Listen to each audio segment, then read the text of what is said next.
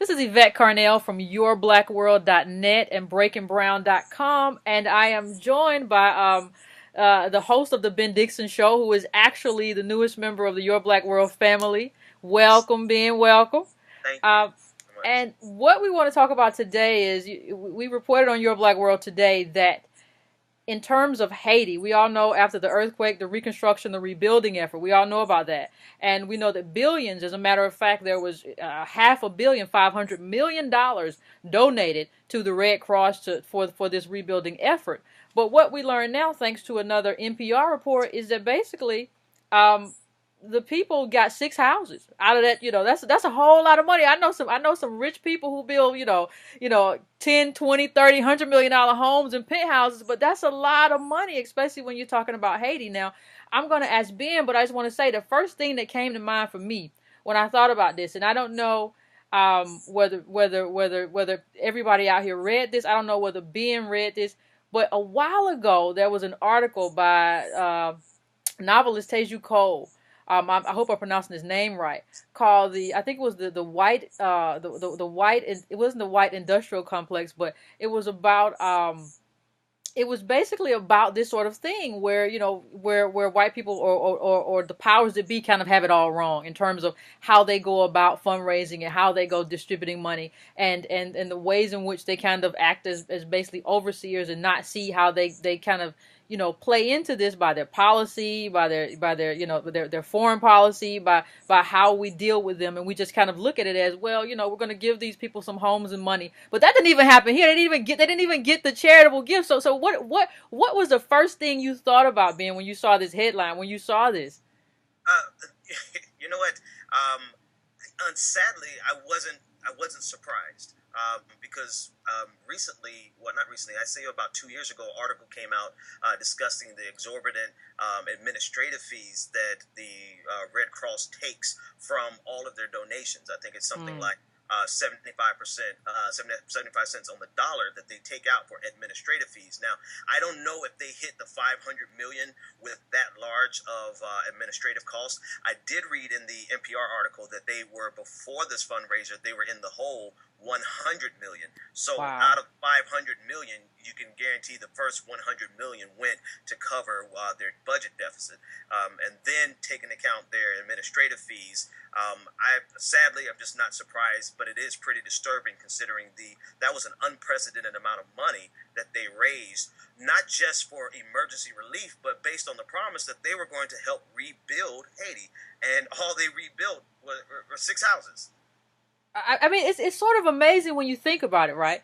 It's sort of amazing when you think of Haiti. Like, Haiti isn't even America in terms of the amount of money it takes to build a lot of homes for a lot of people. So when you think about all of that money, and it really is egregious in terms of how they did it. Now, you were telling me before we did this that part of this has to do with how the funds were dispersed in the management, right? Right. So in the NPR report, they discussed that most of the projects that were actually embarked upon underneath the auspices of the Red Cross were not actually implemented by the Red Cross. They were outsourced to smaller agencies. And as they began to research it further, they realized that there was very poor accountability, very poor management, and a lot of touting of successes that couldn't be measured or quantified. They're saying they did a lot of stuff, but there were actually no results to show for it. And then when you think about it, you add on additional administrative fees and expenses every agency that gets involved. So after the 75% that the Red Cross potentially took, you also have a fee, that the administrative fee that these other agencies took, and ultimately Haiti lost out. Everybody made money but Haiti. Well, it sort of reminds me when I think about it of what we were talking about in the run up, what a lot of us were talking about in the run up to Obamacare, right? You had a lot of people on the far right saying, "Oh, no, no, no, we're the best country in the world. We have the best health care in the world." Look at the Mayo Clinic. Well, the Mayo Clinic is pretty good if you can afford it. It's great. But the thing that people kept saying that kept sticking out in my mind is, the efficiency of it. And when you look at the amount that private healthcare spend on administrative costs, it's really not that efficient at all. It's not more efficient than a lot of countries that have what they call the boogeyman of sort of socialized medicine. So that's what I think about when you think about, oh, give money to the Red Cross. They'll do it more efficiently. I mean, they'll get it right. And you look at that and no, they didn't get it right at all. It was just like a double down of administrative costs.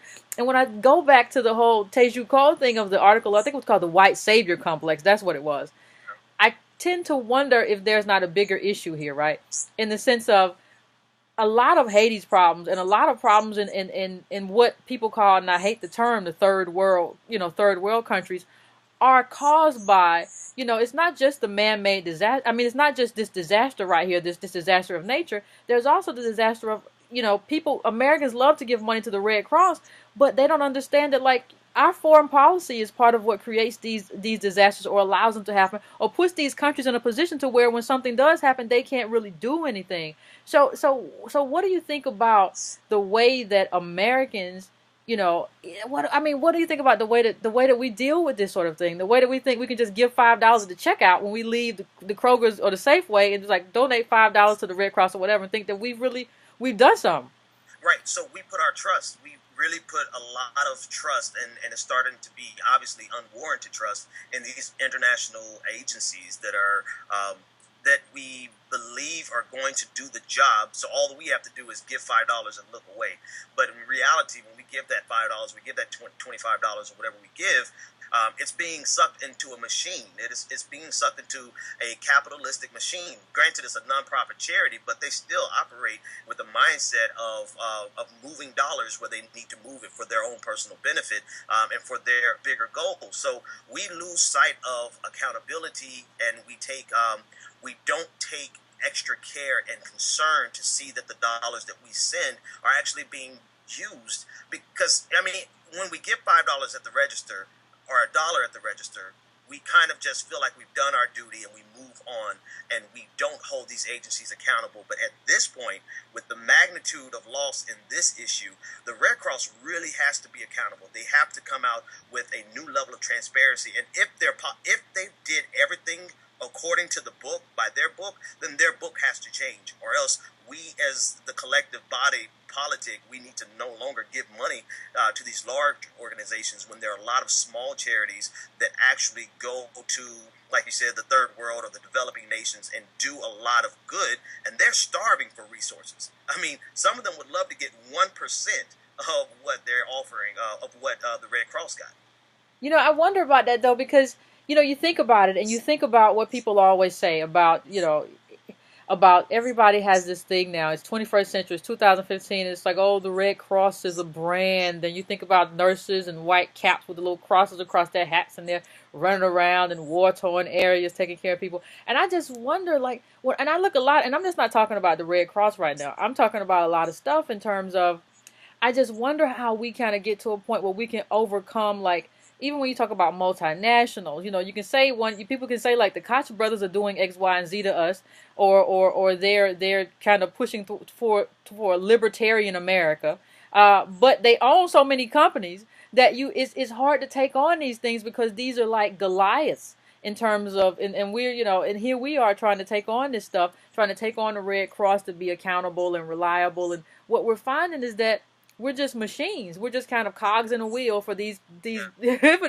these entities, to make money for the people who are on their boards or whatever. So I'm just wondering, like, I mean, how do you, and just your opinion, get to a point where you can kind of be like, you know what,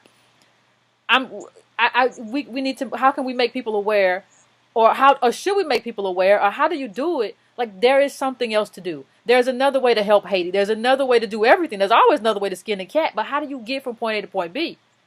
Right, and so that's the difficult part. So I think we are in an age where we absolutely can hold the Red Cross accountable on a large scale. I mean, social media, one trend on social media can really have a big impact on the Red Cross. But I think the second part of your question is, how do we then channel that to smaller agencies that may do more productive things and Yeah. may be more efficient?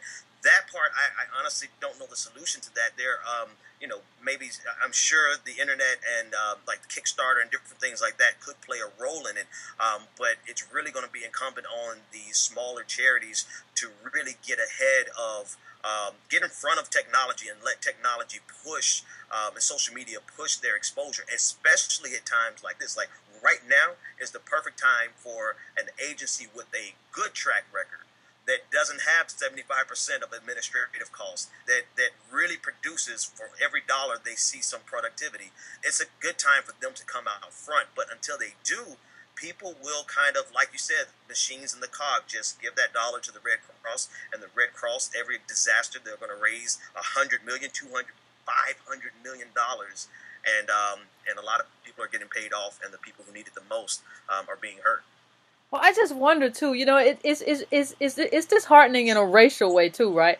Because it's disheartening because I wonder, and I'm just gonna put it out there. I'm just gonna put it out there. I mean, I don't have any problem, telling the truth and shaming the devil. I just wonder if, I don't believe in the devil. I'm sorry. I'm just for everybody who's listening. I don't believe in the devil. I don't believe in anything with horns except bulls and different. But I digress. The point I'm saying is, I wonder if this tragedy had happened to, in Czechoslovakia or a corner of Russia or any of the bloc countries or any of in any European country, even a poor Slavic sort of nation or whatever.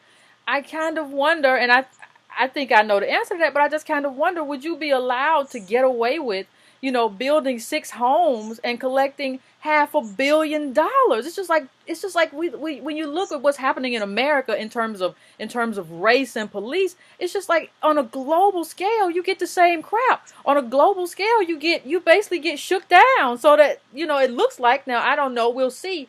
I'm sure the IRS, I mean the Red Cross will have something to say about this. I'm sure the IRS may have something to say about their nonprofit if they're going to keep doing it that way. But at what point are we able to say, oh, we're not going to get shook down like this, and we're not going to put up with organizations, people, nations that just kind of use us as their piggy bank? That's the most disheartening thing about it. You see it on an international scale. People of African descent are still being pilfered and plundered. Even money that's being given on our behalf. They've taken from us for generations, for hundreds of years, and now millions of dollars are coming in from all around the world, from white faces, brown faces, yellow faces, but that money is still not safe. And so I think you pose a really poignant question of, if this had been in a Slavic country or a white European descent country, would this have happened? I honestly don't think so. I think, and it's not because Haiti is incapable of holding them accountable. I just think that the people at the Red Cross would have held themselves to a higher standard. And I think a lot of times we are overlooked. We're overlooked, and intentionally sometimes, and unintentionally, it's just the perception that, oh, they'll be okay, or we don't have to dot every I and cross every T with regard to these African nations, these people of African descent, rather. And so it's really disheartening, and it reminds me of the incident in France where you had, I believe it was 19 people killed, and the entire world just they went crazy. And then, not even a week later, you had an African descent nation where, was it 200 students were killed? Yeah, I remember that. Bodies laying everywhere, and that was in Kenya, right? Wasn't that in Kenya? It was Kenya or Nigeria, and I'm trying to look it up right here. I think it was Nigeria, and I could be wrong. If I am, I apologize to the listeners. But you saw all of these students murdered, massacred, and no one so much as batted an eye. No one. There was no march. But when they will bat an eye? When they will bat an eye, Ben? When there's a white person at the head of the organization. Because remember the Joseph Kony? Remember he was the invisible children in the Uganda. He was gonna get the big bad Joseph Kony. And so now, like, if there's a white head at an organization, like, it's almost as if in terms of the white savior company.